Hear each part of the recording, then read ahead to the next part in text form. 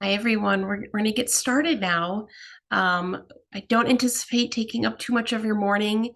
We don't have a lot to cover this quarter, but we are going to share some good pieces of information, reminders, and go over some of the data points from the last quarter. So as I just briefly mentioned, we're going to go over some year-end reminders and things that are anticipated and expected in the early part of 2024. I'll review some of the WCCEAL QI variable reports and data and share some ideas and tips with you. I'm going to then share some resources and support, and then we are going to kind of wrap up with a look forward to 2024. So the reminders, first of all, make sure you go in and review your Q3 QI variable reports. You have until December 14th to do that. If you are a gold member or wishing to achieve gold status, it is a requirement. You absolutely need to get in before that time to review those reports. And the submission window for the next quarter reports for Q4 open on January 1st. Again, you have that 15-day window to get all of that information in and submitted. It is required to maintain active membership in WCCEAL and also to continue to achieve or maintain your gold status within the WCCEAL program. Taylor will be sending out reminders. We will make sure you don't forget or miss that opportunity. So, and then you might even get a phone call from us because we can see who submits when they submit.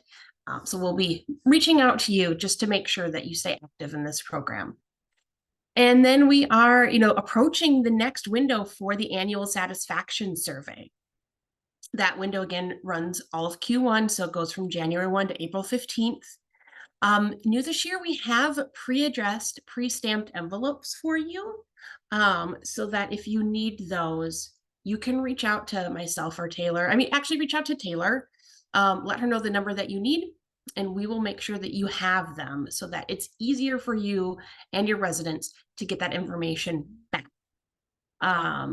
Also, along with that, start distributing those surveys to your residents on January 1st. Put a reminder on your calendar. We'll send reminders out to you. Start distributing those on January 1st. It's always good to also give them new residents one during the admission process. And remember that they cannot be postmarked later than April 14th or 15th. So you have plenty of time to submit that information, and we will be helping you along the way and reminding you of that. Also, a good way to remember this, WCCEAL on the equality website, they actually have a checklist for 2024 that has the dates, and you can just hang that up in several spots in a very central spot, so you can check off literally like what's done, when it's done, and who has done that task. If you can't find it on the website, reach out to us. I have a PDF copy, so does Taylor, and we can send it. We'll probably send that and include that in the reminders that we start sending out in early January. Also new in January, we are kind of enhancing and modifying our Peel and WCCEAL toolkit. So watch out for that. We'll be publishing it and sending it out to everyone probably in mid-January. Let's kind of get into the weeds of things. We're going to take a moment to review the quality improvement variable data from this last quarter. So we had 57 communities submit variables in Q3. I'm pulling out some of the items and areas that jumped out at me, so we can kind of dive into a little bit further discussion about these. First, we encourage all members and participants to submit this data every quarter. You don't need to worry about providing the real, the honest, and the raw data, because this is just used for your information, for our information, to ensure that you're providing the highest levels of quality care available. And obviously with more data comes better outcomes. So we have a better metric of understanding what the needs and challenges are. So I'm hoping that next quarter we see at least a 1% improvement in the submissions. And again, we will remind you when they're due. We will help that process and facilitate it as much as we can. So looking at quality measure results and then quality improvement activities. I wanted to kind of look into the data to see how are you measuring your results? Where are you getting the information from? And it's awesome to see that, between 70 and 80% of you are using either the QI variables and or the resident satisfaction surveys. That is awesome. I want to see those numbers increase by 1%. So I'd love to see next quarter increased usage of the QI variable data. And then continuing to go back to those resident satisfaction surveys to see, where are you lacking? How can you make a 1% improvement? And then obviously look at where your high markings are and continue to celebrate those successes and build upon your strengths.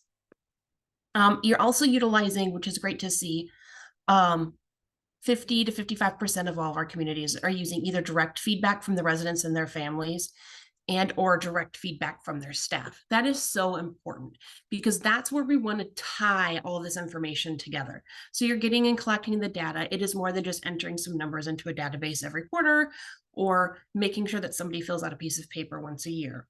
We want to make sure that there is a constant open window of communication between you and your residents and their families and you and your staff. Because that is where you get the real-time feedback and information, and then can start planning and implementing the strategies that are going to improve your quality metrics. Also awesome to see, this is unique to only our PEAL members who participate in the WCCEAL program.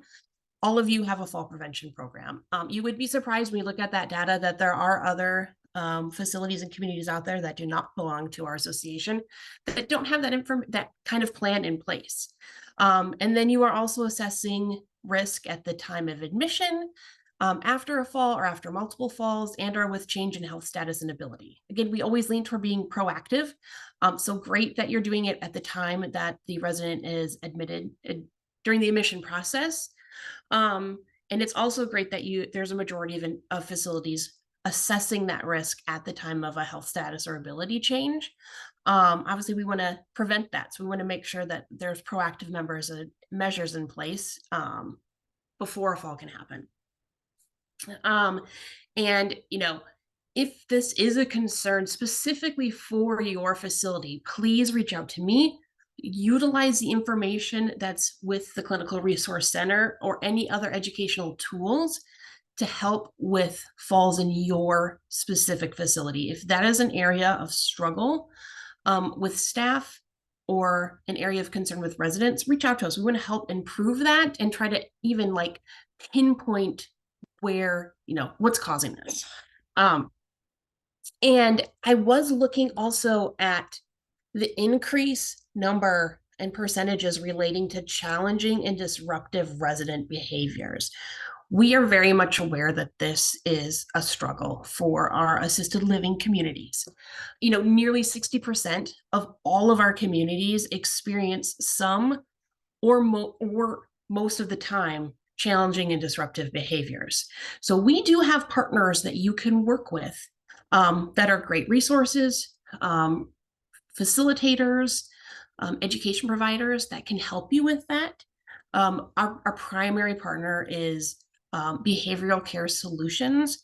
Not only are they able to support and provide resources relating to resident behaviors, they can also help support the mental health of your staff. So I will share this information. When we send the recording out, we'll also include that contact information. I am going to be looking over the next quarter to provide more resources and education on how to handle behavioral issues. And I do know we will have another education session at the spring conference addressing this because it is an increased issue across the care continuum, and we want to ensure that you guys have the support and the resources that you need to handle this. I know I'm kind of going fast. Do you guys have any questions? Feel free to unmute yourself, enter the question in the chat box. Happy to open up some dialogue and answer any questions. If nothing, I'm just going to keep going. We'll make a couple more stops along the way. But again, I know this is such a busy time of year, and we will get through this information efficiently. So looking at the trend reports, I wanted to go in and show some awesome progress compared from the beginning of the year till now. So we're looking at the data from Q1, Q2, and Q3 for your QI variable reports. Occupancy is up. That's great to see. So, it increased just over 3% since Q1. And even with more residents, falls and falls with injury continues to be on the decline. So you can see the drastic decline on there. It's Q1, there was like a 2.2 rate of fall, and it's below almost like half of a percentage, like 0.61% is falling on an average. That's incredible. And you are actually among the lowest with the individuals that are participating in the WCCEAL program. So kudos to you. That's awesome to see. Affections continue to remain basically at zero. It looks like there might have been one resident in one facility that got norovirus, so that kind of swayed the percentages a little bit. But again, it is that time of year. You guys are following the appropriate infection prevention control measures. Great job on that. We do continue to see an area of concern regarding hospitalizations and rehospitalizations. Our PEAL members continue to be above average when it comes to that. So we are going to be looking at additional and enhanced education on that to help bring those averages down. And please let me know, like, why do you think this is happening in your facilities? What are you lacking? Is it a staffing issue? Is it a training issue? Is it all of the above? Let us know, because we want to make sure that we're providing the appropriate area levels of support to help bring those numbers down. So that's going to be a goal on our shoulders for the association to help you kind of bring down the level of hospitalizations or rehospitalizations so that you're more on average with the other WCCEAL providers. And we hope that this program, if you're not already familiar with it, will help you. So there is a new benefit to WCCEAL members. It's part of the WIS Caregiver Career Program, and it's called WIS Caregiver Connections. If any of you that are on right now maybe connected with or affiliated with a skilled community, you may already be familiar with the WIS Caregiver Career Program. You may also have seen commercials on TV or seen the information in our newsletter. Well, this program has expanded to support the assisted living communities in the state of Wisconsin. So basically, you're going to get first access to new caregivers through this program. I did include the link. We'll send the slides so you have this clickable link where you can learn more about enrolling your facility into this program so that you get that first access to individuals that want to work in long-term care. It is no cost to you as a provider. You also have access to free job posting where you can post open positions.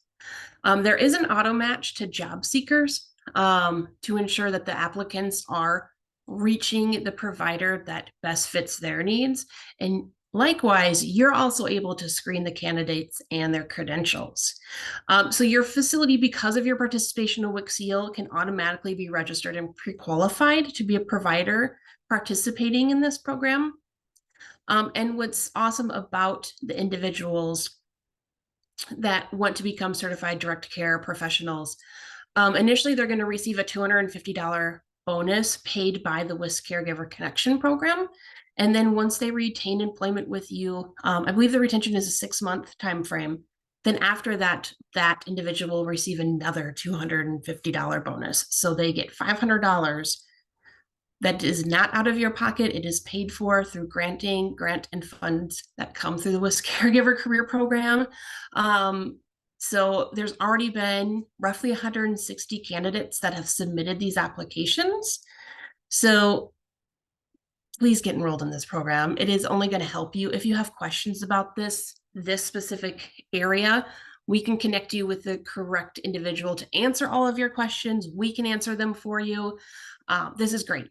And because of your participation with WCCEAL, you kind of have an extra advantage. So not only are you showing that you're committed to providing quality care to your residents that also tie into the culture of your facility, now you have this great opportunity to bring in qualified professionals and help fill some of those necessary staffing vacancies. Moving on. This is very important. We need your feedback. I know it says we're requesting it. We truly need it. First of all, the annual satisfaction survey. WCCEAL is a collaborative. We work collectively with varying branches and other associations to make sure that that satisfaction survey has the appropriate questions on it and is collecting the appropriate data.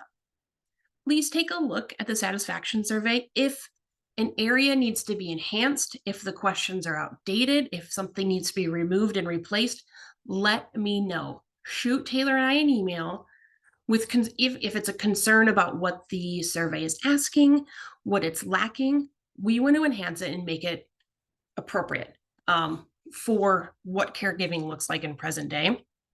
So let us know if you have any changes, questions, concerns, suggestions, solutions to that. And that also ties into the QI variables and the reporting data points. There's already discussion about enhancing the form and what's being asked and the data that's being collected. If there is an area that you would like to see data on that's not already existing in that variable, let us know, because we want to enhance the form. We want to make sure that it is showing the data that you need to make improvements to how you provide care.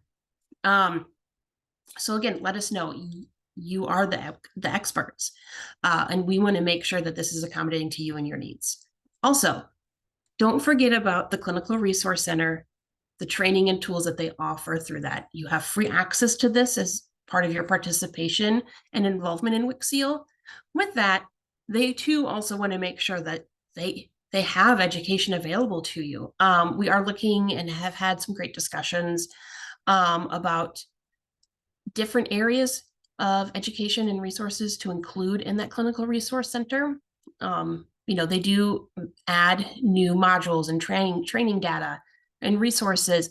But again, if you can't either locate an area of support, if something is not available and you need it, let us know. They are so open and welcoming to suggestions and feedback. So they will make sure if something isn't there that's important, they will source it out, vet it, review it, and then provide it to you. And importantly, us as an association, as we look forward to 2024 and the challenges that you're going to be facing and ways that we can help provide solutions in education, I welcome feedback constantly on training needs and education needs. So, training and education are two different things. If you need somebody to come in and help facilitate your staff, whether train on culture, retention, those kind of things, those soft skills, leadership training, we can help with that. We also want to make sure that you and your staff have the education to make sure that you are meeting, any kind of licensing requirement, training as a means to correct behavior, improve processes. Let us know. Wherever we are lacking, or if there's something that you would love to see come to Spring Conference or Fall Convention or through a webinar, let me know. I welcome that feedback. And I want to make sure that I source kind of like the best of the best for you guys. It's very important that you are, because to us, you're the best of the best. And we want to make sure that it stays that way. So in conclusion, some goals for 2024, continue to celebrate the successes that you have achieved, share your staff achievements on social media, use results from the annual satisfaction survey to promote your commitment and dedication to quality care, use the data and turn it into a marketing campaign. We are looking for progress, not perfection. Please remember that. We're only looking for a 1% improvement. So be sure to review, assess, and determine ways that you can obtain that small 1% improvement going into 2024. And especially when it comes to your 2024 satisfaction surveys, look at your 2023 results and determine ways that you can have the best outcomes in 2024. A 1% change.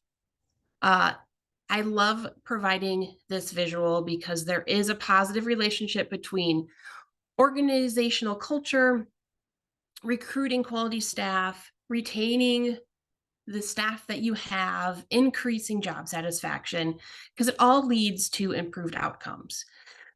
Job satisfaction in nursing home employees is associated with lower rates of resident injury and higher resident satisfaction of care.